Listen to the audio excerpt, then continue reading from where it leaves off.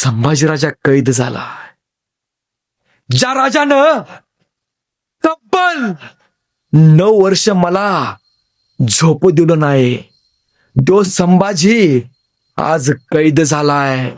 लाए जाएं तुम भक्तों को बहादुरगढ़ के सामने. आणि संभाजीराजांना बहादुरगडावरती आणण्याचा प्लॅन चालू झाला. पण कोण जिगर संभाजीराजांच्या समोर जायची?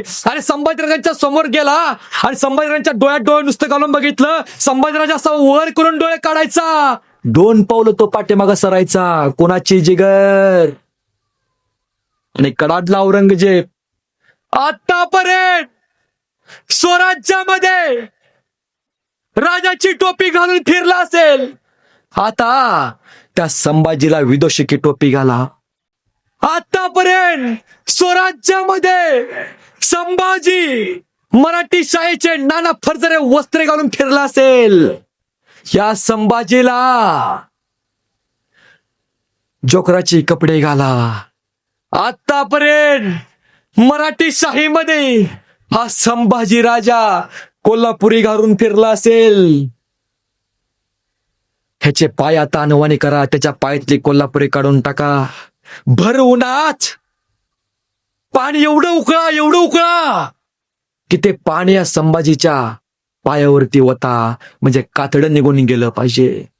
आतापर्यंत स्वराज्यामध्ये नाना प्रकारचे अलंकार गळ्यामध्ये घालून फिरला असेल, त्याच्या गळ्यात आता पोलादी काटरी साखळ दंड घाला.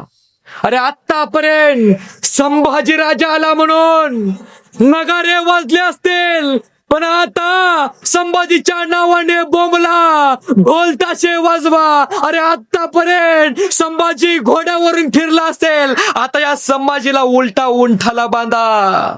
निघाला गर हुकुम बहादुरगडावरती. निघाली दिंड वाजत गाजत संभाजीराजांची.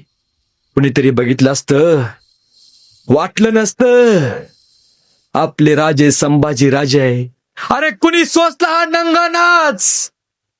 का सोसलं? इतिहास फक्त एकच सांगतो, माझ्या हिंदू धर्मासाठी सोसलं या संभाजीनं.